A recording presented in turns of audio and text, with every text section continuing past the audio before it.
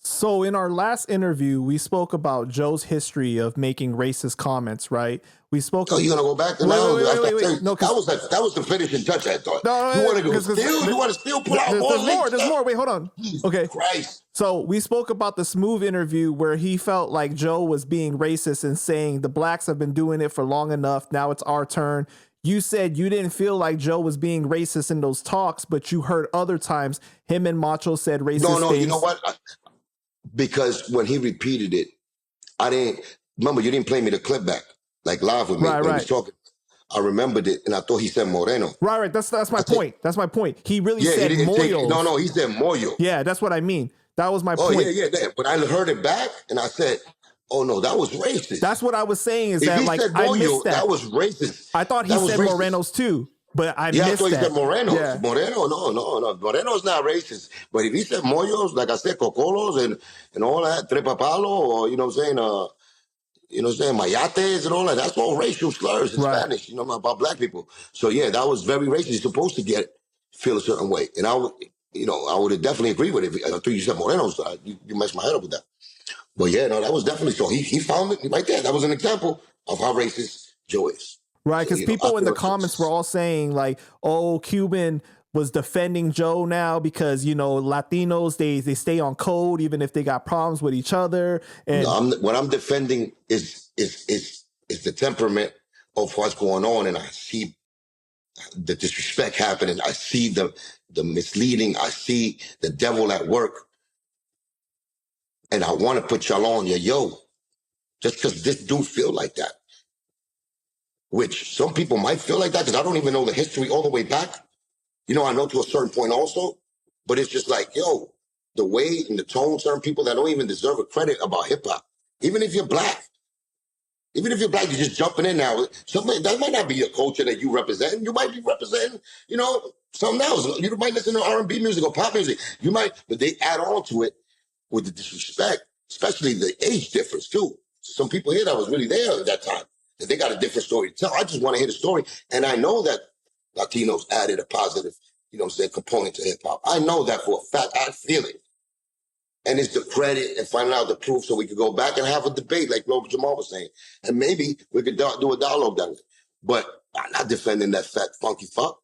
But what I think people misunderstood, right, was like you saying the truth is just like you could have capitalized off of that situation and said, oh, Joe is racist just right off the bat and be like, yeah, those speeches, they were racist. But the fact that you were just saying based off of what I remember, those felt like more like he was just trying to amp us up, right? So then, right. But if he said Moyo, then definitely if you're black and you're in that. But you don't remember him saying Moyo.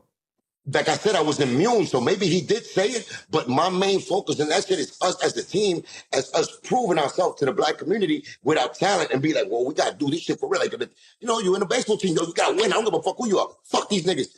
You know what I'm saying? Like that, like a kind of that support like that.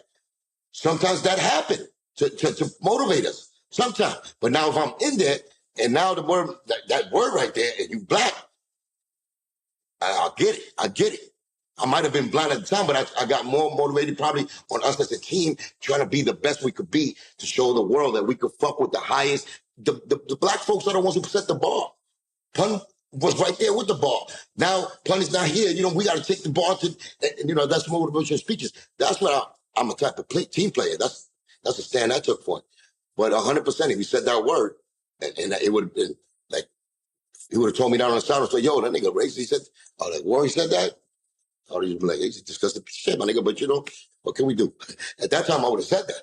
Right. But you know what I'm saying? But that's not, my motivation was really like, I'm part of the team to try to make, Latinos in that Latin crew. We was the best lyricists Latin crew, I think one of us to say ever when it comes to lyrics. Mm-hmm. And put, and getting with the black culture and them respecting us. As far as getting on the mic and respected. Before that, ain't no MC that was Spanish got respected on the mic like Pun got.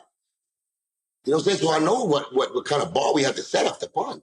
So, I'm putting that situation in those terms, and I want y'all to really put your feet in my shoes and understand, how a real motherfucker would get down in that situation. And if those words were encouragement, I took it as encouragement.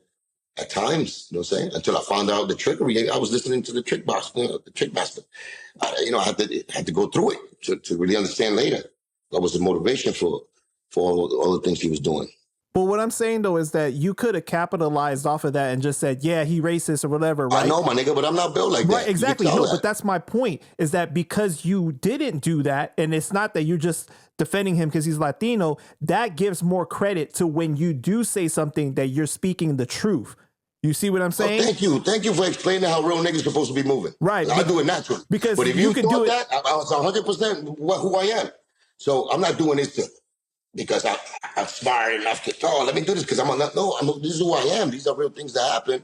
And I'm explaining it to you the most honest way I could, how I played my position during those situations. And you know what I'm saying? I felt it was 100% real, and I'm standing on my business, or who my character is. So, because people were trying to say in the comments, oh, if Cuban was around Joe and he was saying racist stuff and he didn't say anything, then he racist too because he condoned it and he allowed it. It's not in the ball. Listen, man, I ain't going to front me and pun. We hung around with nothing but black folk, and black folk used to fucking snap on us, and we used to snap on their ass back with real racial shit. And they came with real racial shit, but we made them laugh. And they made us laugh. And we was laughing, but it was we snapped. We do it in fun. We do it with each other. And they could have been 100 deep, but it don't matter. They know Cubans going to snap back. And they do it on purpose to see my skills on snapping. They did it to pun. Nobody could beat pun in snapping. And we did funny shit that's known to be funny amongst our peers, amongst, our brothers that already know, because they the ones who gave us the word nigga, and they validated us for that. We did it because they told us, y'all good. But that's just New York.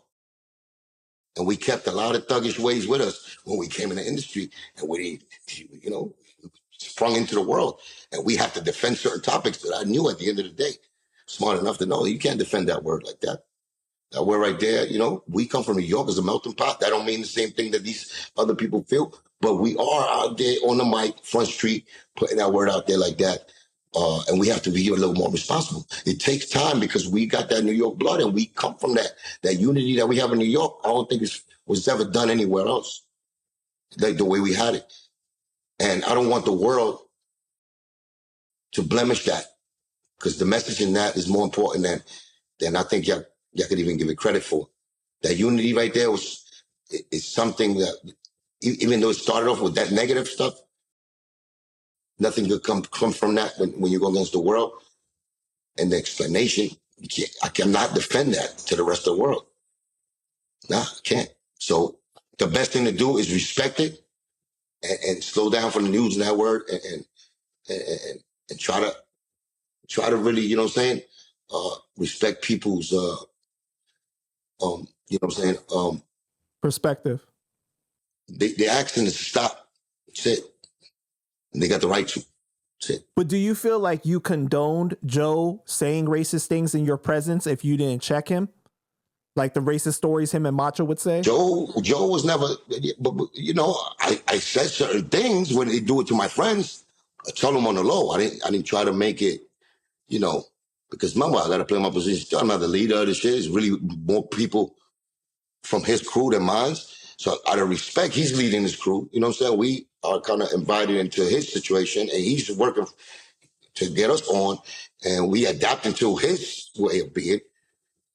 And yeah, he said a lot of racist. When he did it to my people, certain times, I definitely went, yo, my nigga, you gotta slow down with that shit, man. You can't be saying things. I told him, nigga, that. He'd be like, shut up. Like things like that. It'd be like that. But I was that nigga. I was that dude. See, my bad for even saying the word again.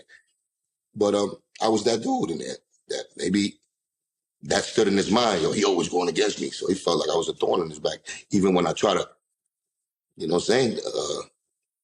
put my input in on him, being aware of others' feelings, and making me look a certain way, like, because he has a way of doing that. That's just who he is, though.